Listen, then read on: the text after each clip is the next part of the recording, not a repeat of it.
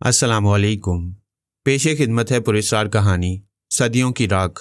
कमरे में मौजूद सारे दोस्तों की नज़रें रियाज की तरफ उठ गईं, जो अब तक बड़ी खामोशी से जैसे अपने ही ख्यालात में गुम बैठा हुआ सिगरेट के कश लगा रहा था।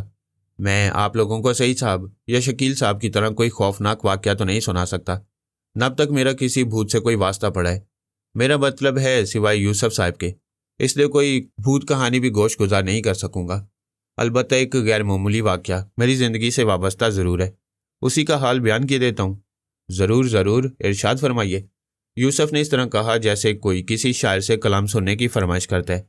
आप मेरा हाथ देख रहे हैं? यूसुफ ने अपना सीधा हाथ उठाकर सबको दिखाते हुए पूछा। मेरी हथेली में कोई ख़ास बात तो नज़र नहीं आती, एक मामूली से सफ़ेद दाग के अलावा और तो कोई ख़ास बात नज़र नहीं आती, शरीफ ने जवाब दिया। दुरुस्त है, रियाज ने इस बात में सर हिलाते हुए कहा। आम दिनों में से देखने के लिए भी नज़रों पर काफ़ी जोर देना पड़ता है। मेरी अम्मी बताती हैं कि जब मैं 14 माह का छोटा सा बच्चा था तो एक दिन फर्श पर बैठा खेल रहा था।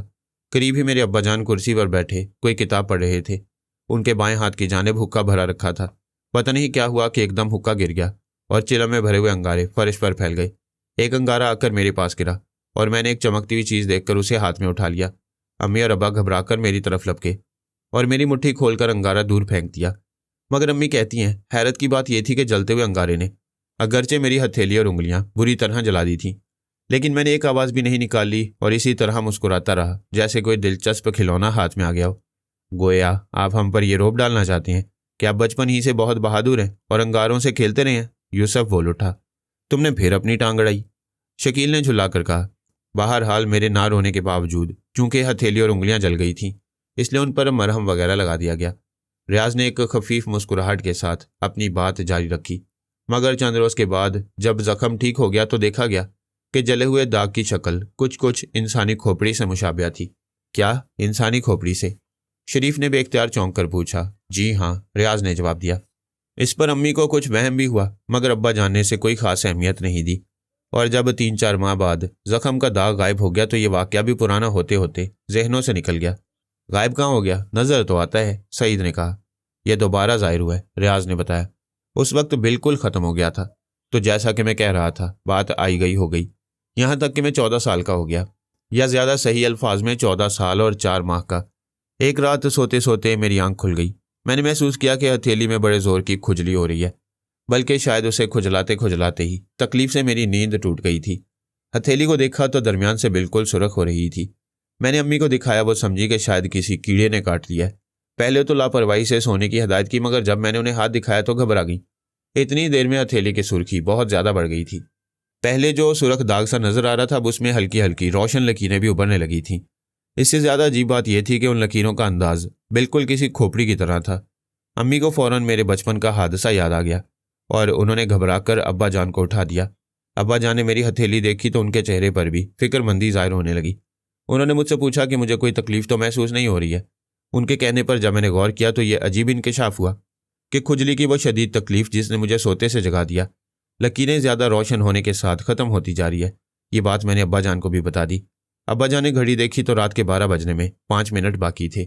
बज़ाहिर वो भी कुछ परेशान से मालूम हो रहे थे, मगर उन्होंने अम्मी को तसल्ली दी कि जब कोई तकलीफ नहीं है तो फिक्र की क्या बात है, और ये कि वो कल किसी डॉक्टर वगैरह से मशवरा करेंगे। इसके साथ ही उन्होंने अपनी डायरी में तारीख और वक्त वगैरह नोट किया। उस दिन चांद की 14वीं तारीख थी और चांद के हिसाब से मेरी उम्र के 14 साल पूरे होकर चौथा महीना लग चुका था।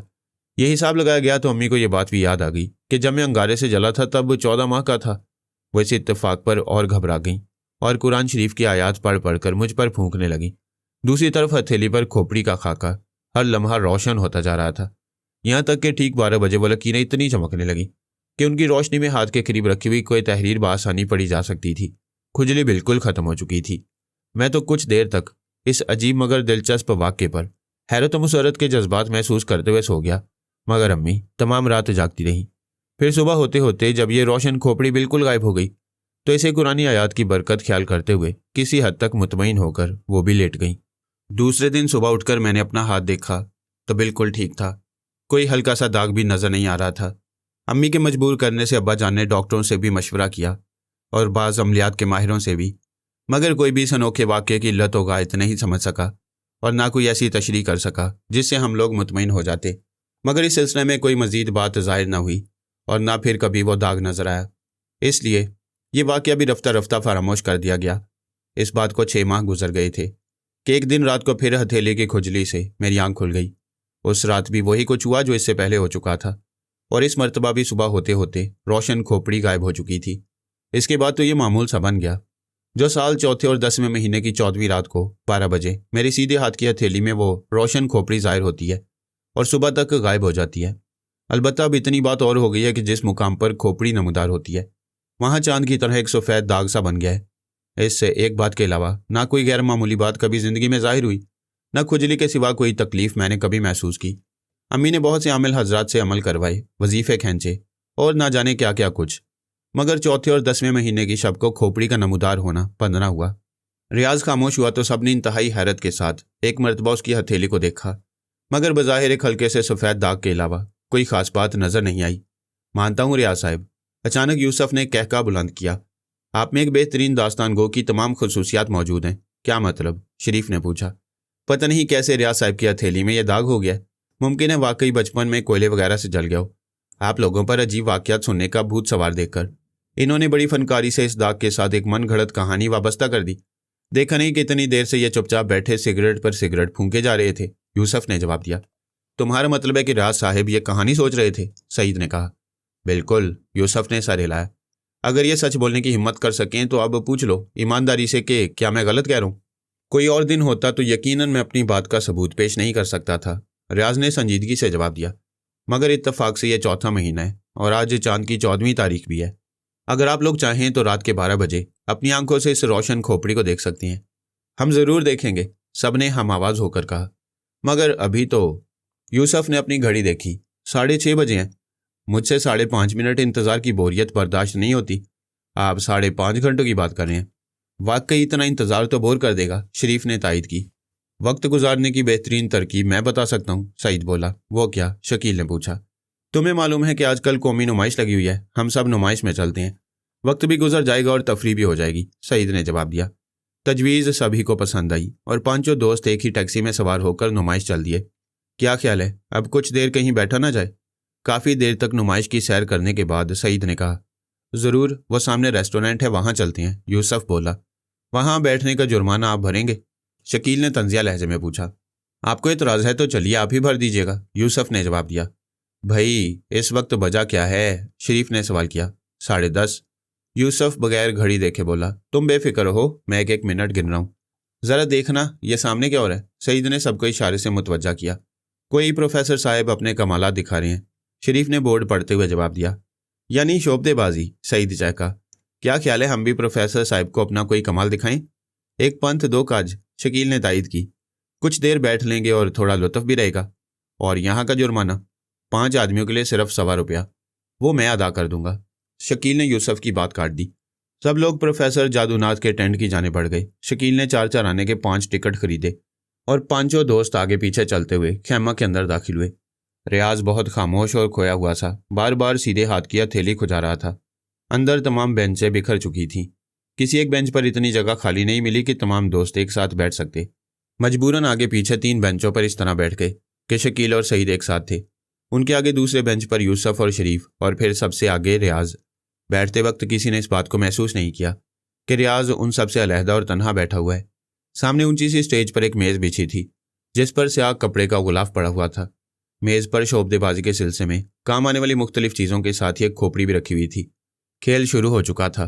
प्रोफेसर जादूनाथ एक बड़ा सा गत्ते का गोल डिब्बा हाथ में लिए उसमें से एक के बाद दीगरे नीले पीले सुरख सफ़ेद रुमाल निकाले चला जा रहा था। रियाज की नज़र गैर इरादी तौर पर खोपड़ी पर गई और फिर जैसे जमकर रह गई। प्रोफेसर अपने कमालात दिखा रहा था।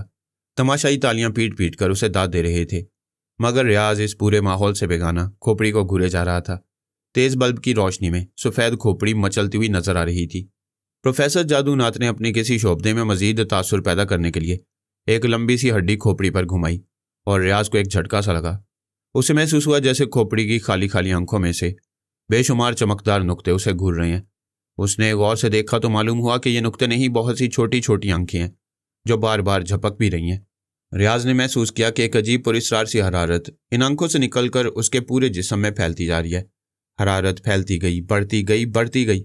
यहाँ तक कि रियाज को अपना जिस्म आग की तरह तपते हुए महसूस होने लगा। आंखें सुर्ख हो गईं और उसे चारों तरफ आग के शोले भड़कते हुए दिखाई दिए, और फिर इन शोलों से निकलने वाले धुएं के मरगोलों ने उसे अपनी लपेट में ले लिया। कुछ देर शरीफ ने अचानक स्टेज से नजर हटाकर अपनी आगे वाली बेंच की तरफ देखा और उसकी आंखें हैरत से फैल गईं। अरे! उसने यूसुफ का बाजू पकड़कर झंझोर डाला। ये रियाज साहब कहाँ गायब हो गए? उसकी आवाज़ इतनी बुलंद थी कि ऊपर की बेंच पर बैठे हुए सईद और शकील भी चौंक पड़े। उन सब ने घबराकर नीचे की जानिब देखा। वो जगह जहां चंद मिनट कबल रियाज बैठा हुआ था खाली पड़ी थी। आप लोग परेशान हो रहे हैं? यूसुफ ने इधर उधर देखते हुए कहा। मेरे ख्याल से तो रियाज साहब घर फूट लिए, हमें बताए बगैर, शरीफ ने एतराज़ किया। ज़ाहिरा आपको बताते तो आप उन्हें कब जाने देते, यूसुफ ने जवाब दिया। ये बात बहरहाल सच साबित हो गई कि मेरा क्यास दुरुस्त था। गोया रियाज साहब हम लोगों को इसलिए बताए बगैर चले गए हैं कि वो भी 12 बजे अपने बयान करदा वाक़ये का सबूत नहीं पेश कर सकते थे, शरीफ ने बताया। जी हाँ, लेकिन ये तो खुद उन्होंने हमें बताया था कि आज रात फिर उनकी हथेली का रोशन दाग खोपड़ी बनकर उभरेगा। अगर यह झूठ था तो उन्हें ऐसी बात मुंह से निकालने की क्या ज़रूरत थी जिसका फ़ौरन इम्तिहान भी लिया जा सकता था, शकील बोला। गालिबन उन्होंने सोचा होगा कि हम रात को 12 बजे तक रुकने के लिए तैयार नहीं होंगे। मुझे तुमसे इत्तफाक नहीं। ऐसी सूरत में तो हम सबका फौरी तौर पर आमादा हो जाना बिल्कुल फितरी बात थी, जैसा कि हुआ भी। एक बात और, शरीफ ने कहा, मैं उनके बिल्कुल करीब बैठा था। क्या यह हैरत की बात नहीं कि मैंने उन्हें उठकर जाते नहीं देखा?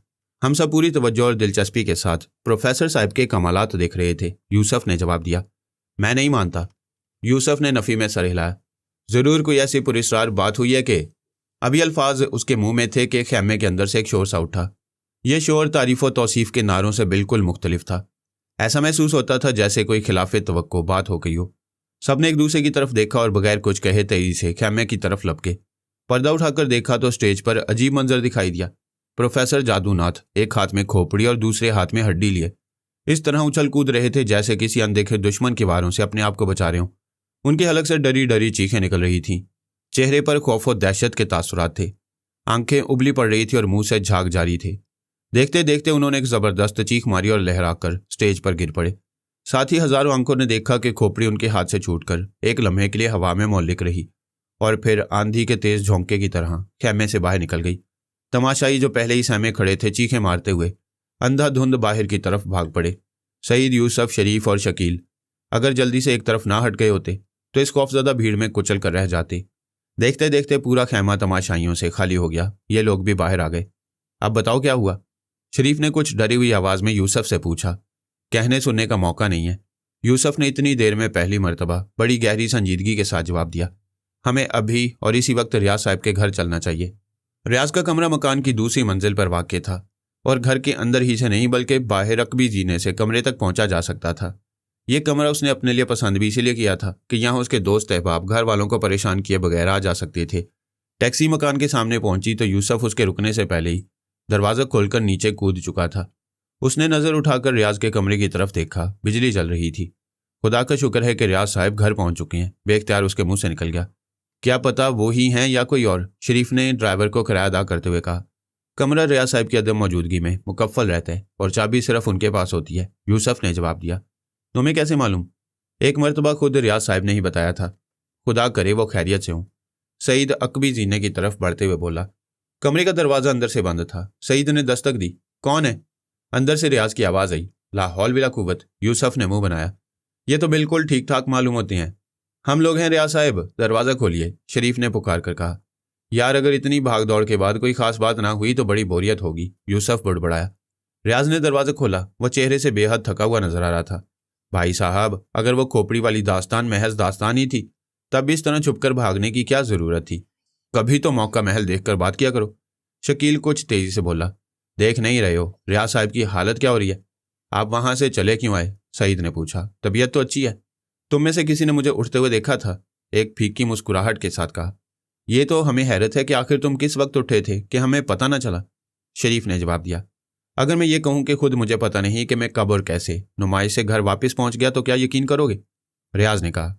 क्या मतलब? सईद ने हैरत से रियाज को देखा। एक और दास्तान, यूसुफ ने जेर लब आहिस्ता से कहा। प्रोफेसर की मेज पर एक खोपड़ी रखी थी। रियाज ने यूसुफ की बात सुनी अनसुनी करते हुए कहा। जब तुम लोग वहां से चले तो क्या वो उस वक्त भी वहीं मौजूद थी? सबने चौंक कर एक दूसरे की तरफ देखा। खूब, तो आप वहीं कहीं छुपे खड़े थे, यूसुफ बोला। कैसी बातें कर रहे हो? रियाज साहब अगर वहां होते तो हमें नजर ना आते, शकील ने कहा। अगर ये वहां छुपे हुए नहीं थे तो फिर इन्हें कैसे मालूम हुआ कि वो खोपड़ी गायब हो चुकी है? यूसुफ ने जिरहा की।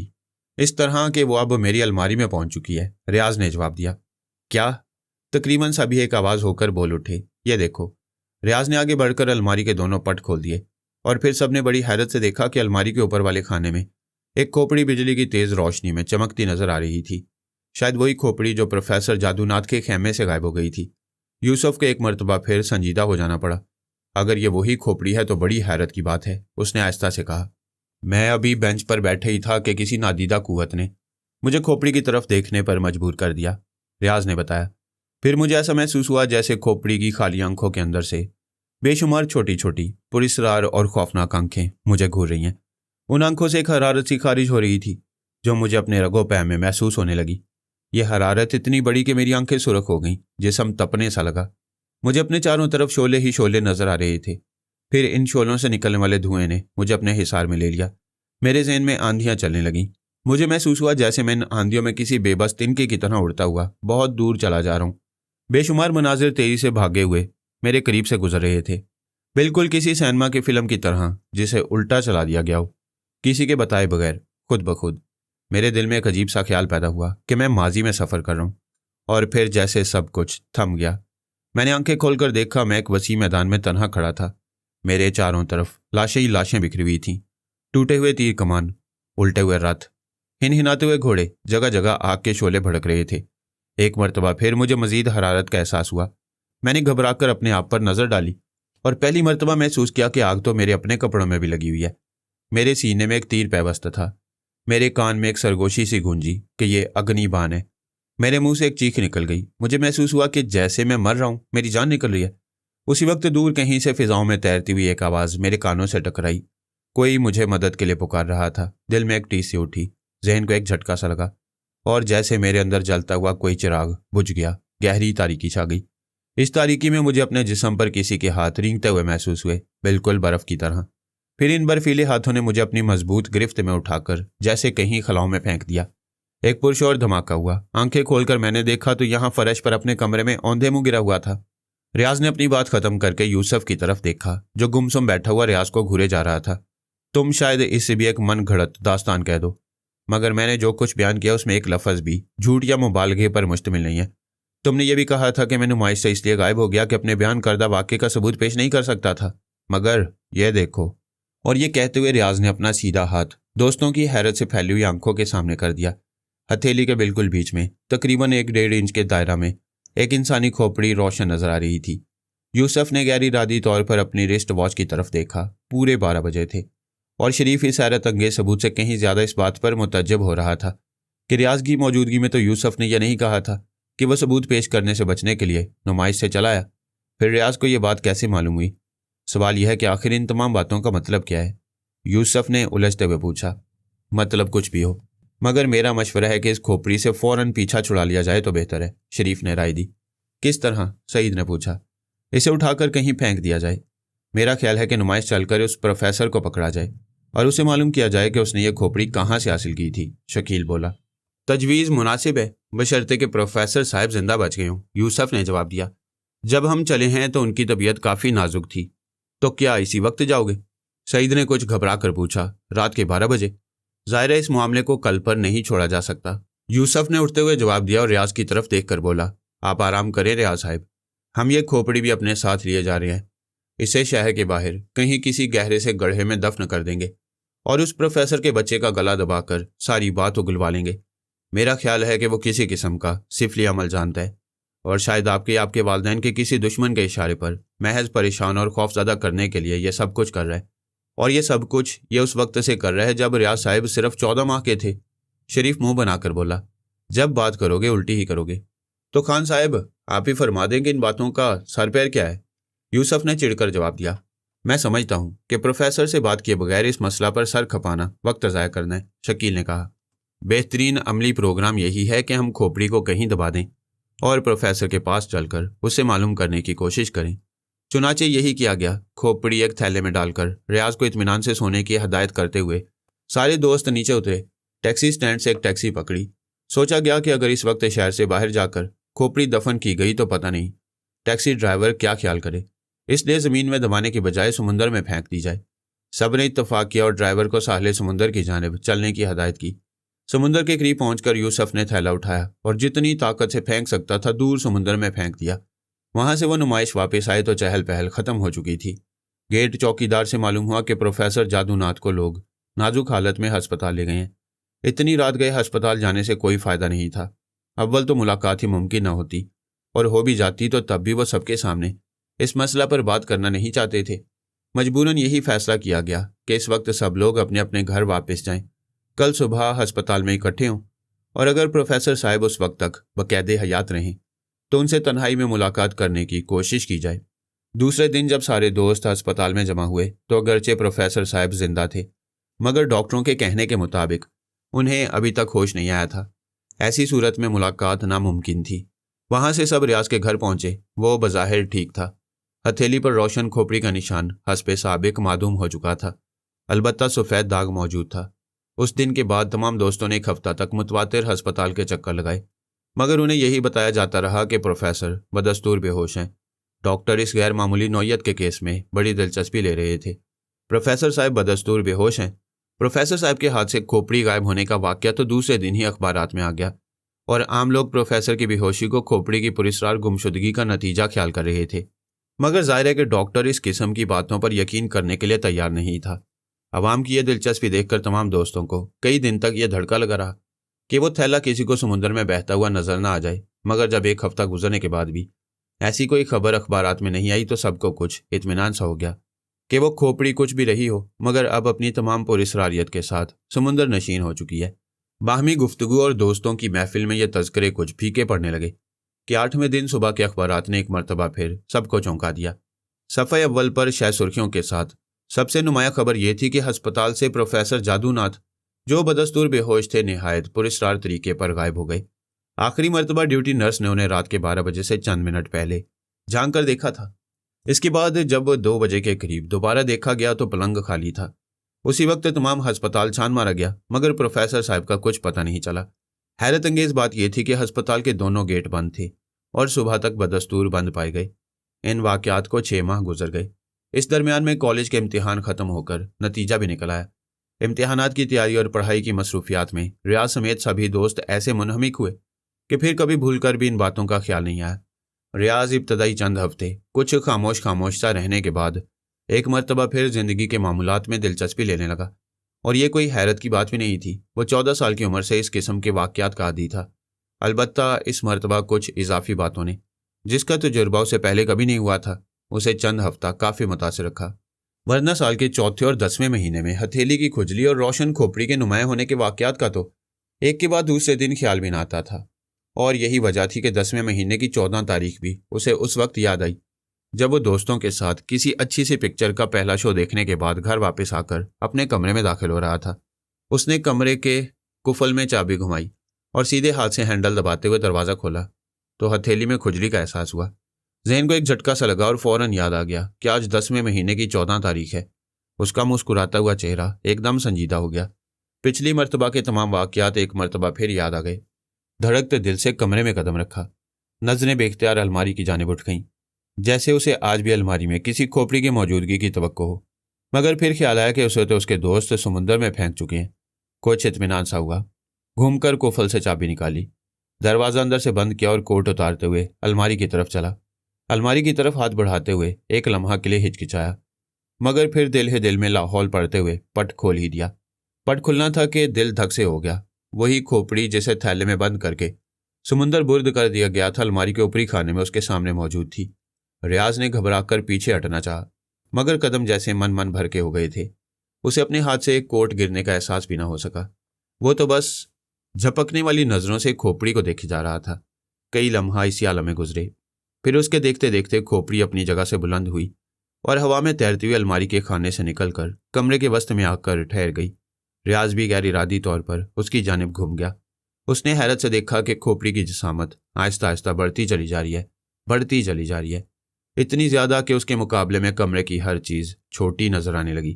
पहले वो फिजा में मौलिक थी, मगर अब उसका जबड़ा और सर छत से जा लगा था। दोनों जबड़ों के दरमियान खुला हुआ मुंह किसी गहरे गार की तरह नजर आ रहा था। आंखों के गड्ढे इतने गहरे और तारीक महसूस हो रहे थे जैसे किसी सुरंग का धाना। और फिर रियाज के देखते देखते सुरंग के इन धानों के पीछे जैसे किसी ने बहुत बड़ा अलाव दहका दिया हो। उसके ज़हन में आंधियां सी चलने लगीं। कमरा और कमरे के बाहर का पूरा माहौल गहरे सकूत की दबीस चादर में लिपट गया। वक्त की रफ्तार थम गई। गुजरते हुए लम्हे पत्थर की तरह जम गए। कमरा जो इस वक्त रियाज को बेकरां खलाओं की तरह वसी और रीज महसूस हो रहा था, किसी सांप के फुंकार से गूंज उठा। रियाज ने देखा कि खोपड़ी की एक आंख से एक सांप लहराता बल खाता बाहर आ रहा है। अभी वो इस मंजर पर ठीक से हैरत भी नहीं कर पाया था कि परों की फड़फड़ाहट के साथ दूसरी आंख से भी यके बाद दिख रहे कई चमगादड़ें निकलकर कमरे में चारों तरफ चक्कर लगाने लगी। सांप अब फर्श पर उसके करीब कुंडली मारकर बैठ गया और फन फैलाई यूं हिल रहा था जैसे किसी ना सुनाई देने वाली बीन की धुन पर झूम रहा हो। झूमते झूमते सांप अपनी दुम पर खड़ा हो गया और फिर एक बार की बिजली की तरह चमक कर रियाज के सीधे हाथ पर फन मारा। रियाज को यूं महसूस हुआ जैसे हजारों निश्तर एक साथ उसके जिस्म में उतर गए हों। लेकिन यह तकलीफ सिर्फ एक सानिया के लिए थी, क्योंकि दूसरे ही लम्हा उसे अपने पूरे जिस्म में एक अजीब पुरसकून सी कैफियत फैलते हुए महसूस हुई, जैसे इंतहाई तस्कीन बख्श आरामदेह और सुकून परवर लहरों ने उसे अपनी आगोश में ले लिया हो। उसे अपना जिस्म बेहद हल्का फुल्का महसूस होने लगा। तबीयत में एक अजीब तरह की ताजगी और तवानाई सी उभर आई। अचानक चमगादड़ें जो अब तक कमरे में एक दायरे की सूरत में चक्कर लगा रही थीं, अपना घेरा तंग करते करते बिल्कुल रियाज के करीब मंडलाने लगी। वो किसी शम्मा के परवानों की तरह रियाज का तवाफ कर रही थी। रियाज अपने जिस्म पर उनके परों से निकली हुई हवा का लम्स महसूस कर रहा था। यह घेरा तंग हुआ, यहाँ तक कि चमगादड़ों के परों से निकलने वाली हवा चकराती हुई किसी बगोले की तरह रियाज के जिस्म से लिपट गई। और फिर किसी बगोले ही की तरह रियाज ने अपने आप को कमरे के फर्श से ऊपर उठते हुए महसूस किया। उसने देखा कि यह बगोला उसे उड़ाता हुआ खोपड़ी की आंखों की जानिब लिए जा रहा है। उसने कोई मुजाहमत नहीं की, शायद वो किसी मुजाहमत के काबिल नहीं था। उसे महसूस हो रहा था कि जैसे सदियों से, हजारों साल से बंद कोई राज उस पर मुनकशिफ होने वाला है। उसने अपने आप को हालात के रहमो करम पर छोड़ दिया। बगोला और बगोले के साथ चमगादड़ें अपने साथ उड़ाती हुई खोपड़ी की आंख में दाखिल हो गईं। रियाज को एक मरतबा फिर इस तजर्बा से दो चार होना पड़ा जो वो प्रोफेसर जादूनाथ के खेमे में बैठे हुए महसूस कर चुका था। वक्त एक मरतबा फिर पीछे की जाने भाग रहा था। मनाजिर एक मरतबा फिर सेल्यूलॉइड के फीते की तरह तेजी से चलते जा रहे थे। वो एक बार फिर माजी में सफ़र कर रहा था। पता नहीं कितनी मुद्दत इस आलम में गुजरी होगी कि दफतन रियाज को अपने पैर ज़मीन से छूते महसूस हुए। उसने आंखें खोल कर देखा तो हैरान रह गया। वो एक निहायत सरसब्ज़ो शादाब पुरफिज़ा बाग में खड़ा हुआ था। हरी घास के तरोताज़ा तख्ते दूर तक फैले हुए थे। जगह जगह खुशनुमा फूलों की क्यारियां, रविशें, झूमते हुए दरख्त और सामने एक बड़े से तालाब में फवारे से उछलती गुनगुनाती चांदी जैसी पानी की फवारें, और उस पानी में कमल के नरम और नाजुक सफ़ेद फूलों के दरमियान तैरता हुआ हंसों का एक जोड़ा। अचानक उसे अपनी पुश्त की जानिब कदमों की आहट सुनाई दी। रियाज ने तेजी से घूमकर देखा और देखता ही रह गया। एक बहुत ही हसीन दोशीज़ा चांद जिसकी खूबसूरती के सामने मांद, सितारे जिसकी जगमगाहट के सामने फीके, और फूल जिसकी दिल फरेबी और शादाबी के सामने बेरंग महसूस होते थे, नसीम सुबह के निग्घत आमेज झोंके की तरह उसकी जानिब चली आ रही थी। उसके जलौं में कई और खूबसूरत लड़कियां अदब से सर झुकाए चली आ रही थीं, और सबसे पीछे एक कवि हैकल नौजवान हाथ में नंगी तलवार छुपाए आ रहा था। रियाज ने देखा कि दोशीज़ा ने कदीम आर्याई अंदाज में एक बारीक साड़ी पहन रखी है जो सिर्फ उसके कमर तक के हिस्से जिस्म को छुपाए हुए थी। उसके ऊपर एक और रेशमी कपड़ा इस अंदाज से बल देकर बांध दिया गया था कि सिर्फ सीने ही को छुपाने में कामयाब हो सका था। कपड़े के दोनों पल्लू पुश्त की जानिब झूल रहे थे। बाल जूड़े के अंदाज में गूंदे गए थे और सर पर एक नाजुक सा जगमगाता ताज रखा था। माथे पर एक बड़ी सी बिंदिया चमक रही थी। उसके साथ की दूसरी लड़कियों का लिबास भी ऐसा ही था, सिर्फ इस कपड़े के साथ कि उनकी साड़ी निस्बतन कम कीमती कपड़े की मालूम होती थी, और साड़ी के ऊपर कूलों पर पड़ी हुई जंजीर भी जरी की बजाय नक रही थी। इसी तरह कवि हैकल नौजवान ने भी कदीम आर्याई ज़माने के फौजी सिपाहियों जैसा लिबास पहन रखा था। पुश्त पर ढाल के साथ एक तरकश और कमान भी मौजूद थी। दोशीज़ा रियाज के करीब आकर रुक गई। कुछ देर तक उसे गौर से देखती रही, फिर उसके चेहरे पर मुस्कुराहट आ गई। फूल के पत्तियों जैसे नरम और नाजुक होंठ हिले, और रियाज को महसूस हुआ जैसे कोई सुरीला नगमा उसके कानों के रास्ते दिल में उतर गया हो। वो क्या कह रही थी ये रियाज नहीं समझ सका, मगर फिर भी लहजे की मौसीकियत उसे जानी पहचानी महसूस हो रही थी। रियाज के चेहरे पर हैरत और उलझन के तासुरात देखकर दोशीज़ा को अपनी गलती का एहसास हुआ। ओह, उसके नगमाती होंठों ने आहिस्ता से कहा, मैं भूल गई थी, ज़माना सदियों आगे निकल चुका है, ना जाने कितने युग बीत चुके हैं, मैं आज भी वही हूँ, मगर तुम नई दुनिया के बासी हो राजकुमार। राजकुमार? रियाज चौंका। मैं जानती हूँ तुम अपनी जुबान की तरह अपने हालात और अपनी दास्तान भी भूल चुके हो, और मुझे एक बार फिर वही कहानी सुनाना पड़ेगी जो जन्म जन्म से तुम्हारे सामने दोहराती रही हूँ। दोशीज़ा ने रियाज का हाथ पकड़ लिया। आओ उस तालाब के किनारे मेरे साथ बैठकर अपनी और मेरी आप बीती सुनो। शायद तुम्हें भूली हुई बातें याद आ जाएं। शायद तुम उस जन्म में पैदा हुए हो जिसे सुनकर मुझे उस राक्षस की कैद से रिहाई मिल सके। रियाज एक सहरज़दा कैफियत में दोशीज़ा के साथ ही तालाब के किनारे बैठ गया। मैं अभी तुमसे तुम्हारा नाम नहीं पूछूंगी, क्योंकि अगर तुम्हें यह एहसास ना हो कि तुम वही हो जो अब से हज़ारों साल पहले थे, तब इस नाम से भी कोई फ़ायदा ना होगा। वो पवित्र नाम और साथ ही अपनी ज़ात की पहचान, इन दो बातों के मेल में से ही मुझे और मेरे साथियों को आज़ादी मिल सकती है। दोशीज़ा ने गहरी सांस ली। गौर से सुनो राजकुमार, मेरे एक एक लफ्ज़ को गौर से सुनो और याद करने की कोशिश करो। उसने अपनी बात जारी रखते हुए कहा, मैं उज्जैन की राजकुमारी पद्मावती हूँ और तुम कस्तूनी के राजकुमार सूर्य प्रकाश हो। जब मेरे पिता ने मेरे स्वयंवर रचाया था, तब तुमने राक्षस भीमदेव को हराकर मुझे हासिल किया था। यह उन दिनों की बात है जब घुमंडी दुर्योधन ने अपनी जीत के नशे में चूर होकर भरी सभा में द्रौपदी की साड़ी उतारना चाहिए थी। मुरली वाले ने द्रौपदी की लाज तो बचा ली, मगर पांडु को बिनबास काटना पड़ा। पिताजी ने राक्षस भीमदेव की धमकियों से डरकर हमारी शादी उस वक्त तक के लिए मुलतवी कर दी जब तक पांडु बिनबास से वापस आकर दुर्योधन से अपना राजपाट ना ले लें, क्योंकि जब तक दुर्योधन राजा बैठा था, भीमदेव जैसे राक्षस उसकी मूंछ का बाल थे और वो कभी भीमदेव के मुकाबले में मेरे पिता के साथ कोई न्याय नहीं कर सकता था। हम एक दूसरे को चाहने और बेराग में तड़पने के बावजूद मिलने से मजबूर थे। आखिर पांडु का बिनबास खत्म हुआ। दुर्योधन राजपाट देने के बजाय युद्ध पर उतराया। कौर खच्तर के मैदान में कौरों और पांडुओं के दरमियान घुमसान का रण पड़ा।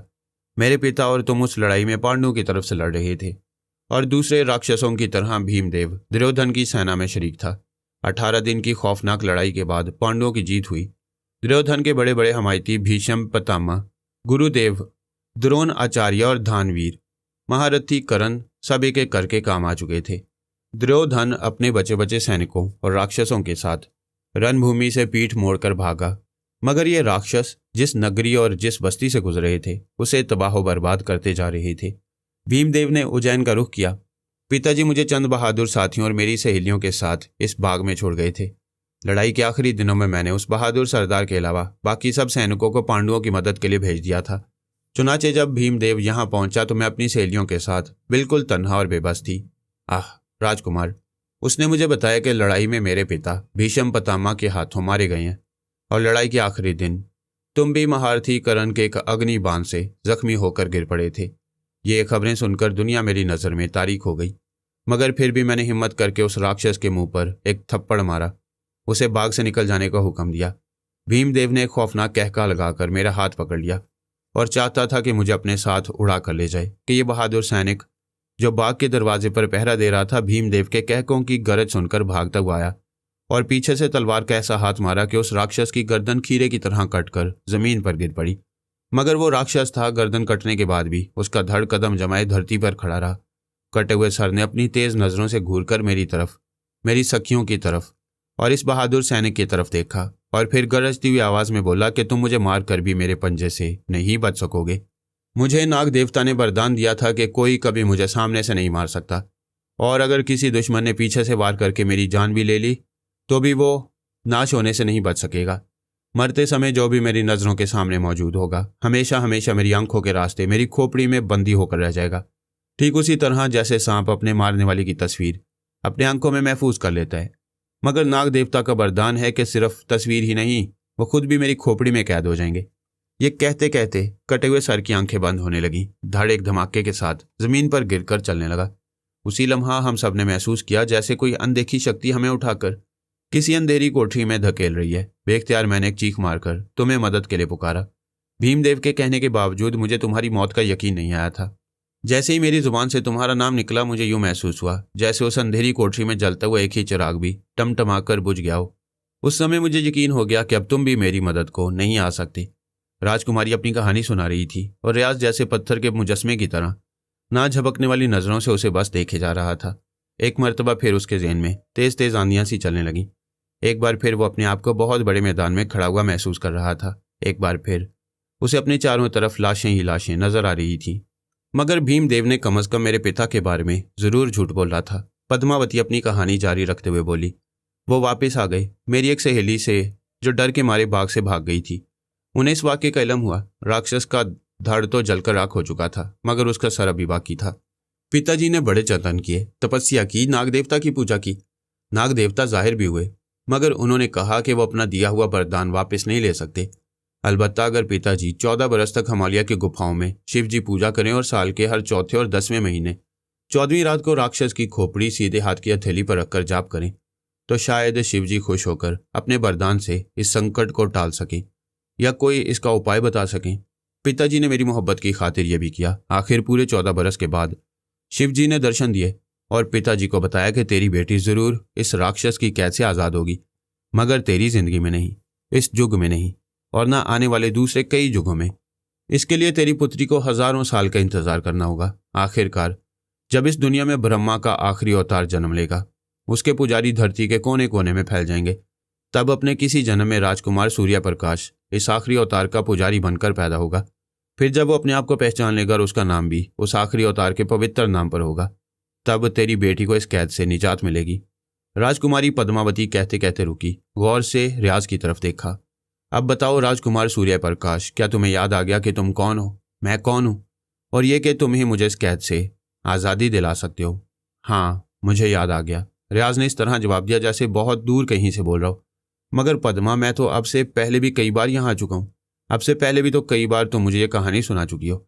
अब से पहले भी कई बार मैं अपने आप को पहचान चुका हूँ।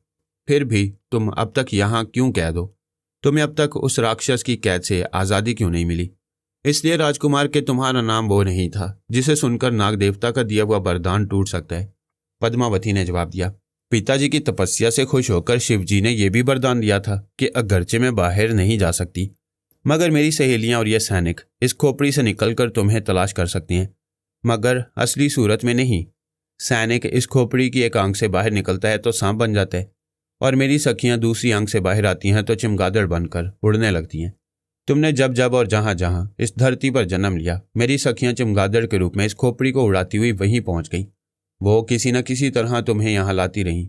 उनकी मुश्किल ये थी कि वो सूरज यानी सूरज गुरूब होने के बाद ही निकलती थी, और वो भी सिर्फ चौथे या 10वें महीने की 14वीं रात को, और फिर सूरज निकलने से पहले उन्हें वापस भी आना पड़ता था। अगर वो ऐसा ना कर पाती तो फिर सूरज निकलते ही राख हो जाती। कभी कभी मेरे पिताजी भी अगर इत्तेफाक से अपने किसी जन्म में मौजूद होते तो तुम्हारी तलाश में हमारी मदद करते, जैसा कि इस मर्तबा उन्होंने किया। उन्होंने प्रोफेसर जादूनाथ के रूप में अपनी ताकत से काम लेकर तुम्हें और तुम्हारे दोस्तों को पहले अपनी ज़िंदगी के गैर मामूली वाक़यात सुनाने में उकसाया, फिर उनके दिलों में नुमाइश देखने की लगन पैदा की, फिर उन्हें अपने खेमे की तरफ खींच लिया। मगर ऐसा मालूम होता है कि इस बार कोई अनोखी बात होने वाली है, वरना अब तक कभी ऐसा नहीं हुआ था कि राक्षस की खोपड़ी बगैर मेरे सखियों के लाए हुए आज खुद तुम तक पहुंच गई हो। ये मैं पहले की बात कर रही हूँ, जब खोपड़ी पिताजी के हाथों से निकलकर तुम्हारे घर पहुंच गई थी, वरना आज तो मेरी सखियां इसे समुंदर की तह से निकालकर तुम्हारी अलमारी तक ले गई थी। हाँ, मैं जानता हूँ, रियाज ने खोए हुए अंदाज में जवाब दिया। इस मर्तबा बेशक एक अनोखी बात होने वाली है, और वो ये कि आज ना सिर्फ मुझे अपना माजी याद आ गया है, बल्कि मेरे नाम में भी उस पाक हस्ती का नाम शामिल है जिसे तुम ब्रह्मा का आखिरी अवतार कह रही थी। और अगर शिवजी का दिया हुआ वरदान सच है तो फिर तुम अपनी हजारों साल की कैद से आज़ाद होने वाली हो। पद्मावती, सुनो, मेरा पूरा नाम है रियाज अहमद।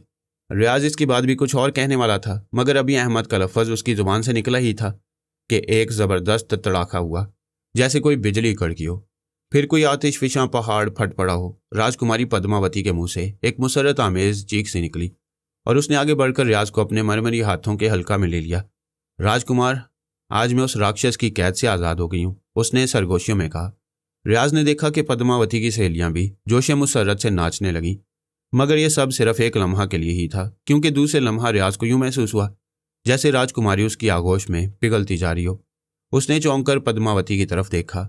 एक सानिया के लिए उसे राजकुमारी के हसीन चेहरा पर खौफ और दहशत के तारीक साए रेंगते नजर आए। सदियों की प्यास और हजारों साल की महरूमी एक कर्ब अंगेज तासुर में ढल गई, और फिर पलक झपकते थोड़ी सी उड़ती हुई राख के सिवा वहां कुछ भी नहीं रह गया था। यूसुफ को जिस वक्त 14वीं का चांद देखकर रियाज की कहानी और फिर गुज़िश्ता वाक़यात के पूरे 6 माह गुजर जाने का एहसास हुआ तो रात के 11:30 बजे थे। इत्तफाक से आज वो 5 दोस्त फिर एक साथ थे। रियाज तो फिल्म का शो ख़त्म होने के बाद उनसे रुखसत होकर घर चला गया था, मगर वो चारों सईद के घर पहुंचकर कैरम बोर्ड खेलने लगे। जैसे यूसुफ को चौथे और 10वें महीने की बात याद आई, उसने सब दोस्तों को भी बता दिया और सबके सब उसी वक्त कैरम छोड़ छाड़ कर रियाज के घर भागे। कमरे का भी दरवाजों ने चौपट खुला हुआ मिला। वो सब यकबारगी ही अंदर घुस गए और वहां उन्हें एक अजीब मंजर से दो चार होना पड़ा। रियाज कमरे के बिल्कुल बीच में फर्श पर सर झुकाए दो जानू बैठा हुआ आगे पीछे झूम रहा था। उसके दोनों हाथ सीने पर बंधे थे, मगर इस अंदाज में जैसे अपने आप से हम आगोश हो। और फर्श पर उसके बिल्कुल सामने एक इंसानी खोपड़ी इस तरह टूटी पड़ी थी जैसे आप ही आप आतिशबाजी के अनार की तरह फट गई हो। बिखरी हुई हड्डियों के साथ ही जगह जगह राख भी फैली हुई थी। रियाज, यूसुफ ने आगे बढ़कर आहिस्ता से उसका शाना हिलाया। पद्मावती, पद्मावती, रियाज के मुंह से निकला और वो बेहोश होकर फर्श पर लुढ़क गया। दोस्तों ने जल्दी से उठाकर उसे पलंग पर लिटाया, मुंह पर पानी के छींटे दिए। शरीफ उसके वालिदैन को खबर करने नीचे जा रहा था कि रियाज ने एक गहरी सर्द आह के साथ आंखें खोल दी। कई लम्हों तक वो अपने साथियों को, अपने कमरे को और अपने आप को आंखें फाड़ फाड़ कर देखता रहा, जैसे पहचानने की कोशिश कर रहा हो। फिर रफ्ता रफ्ता उसे सब कुछ याद आ गया। ये सब क्या गोरख धंधा है रियाज साहब? शकील ने पूछा। हमने तो इस खोपड़ी को समुंदर में फेंक दिया था, ये वापस कैसे आ गई? जवाब में रियाज ने सारी दास्तान अपने दोस्तों के सामने दोहरा दी।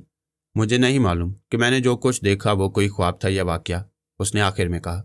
मैं ये भी यकीन से नहीं कह सकता कि हजारों साल पहले मैं ही कस्तोनी का राजकुमार सूर्य प्रकाश था या नहीं था, मगर इतना ज़रूर जानता हूँ कि राजकुमारी पद्मावती ने जो कुछ बयान किया था वो मुझे बिल्कुल ऐसा ही मालूम होता था जैसे मुझ पर गुजर चुका हो। वो बाग की हर चीज़, राजकुमारी पद्मावती, उसकी सहेलियाँ और सैनिक, सब कुछ मुझे जाने पहचाने महसूस हो रहे थे। इतना ही नहीं, अब जो मैं अपने जहन को टटोलता हूँ तो प्रोफेसर जादूनाथ का चेहरा भी अजनबी नहीं मालूम होता। कुदरत के बहुत से राज ऐसे हैं जिन्हें इंसान हजार कोशिश के बावजूद समझने से कासिर रहता है। शायद ये वाकयात भी उन्हीं राजों में शामिल थे। कमरे में बड़ी देर तक एक सकूत सा छाया रहा। सारे ही दोस्त इन वाकयात से कहीं ज्यादा राजकुमारी पद्मावती के हसरतनाक अंजाम पर अफसरदा थे। यूसुफ से नहीं रहा गया, वो बोल ही उठा, मगर इस दास्तान का खात्मा यूं क्यों हुआ? राजकुमारी पद्मावती हजारों साल की महरूमी के बाद भी अपने महबूब राजकुमार से क्यों ना मिल सकी? शायद इसलिए कि अगर ऐसा होता तो हम अपने दोस्त रियाज को गुम कर बैठते, सईद ने कहा।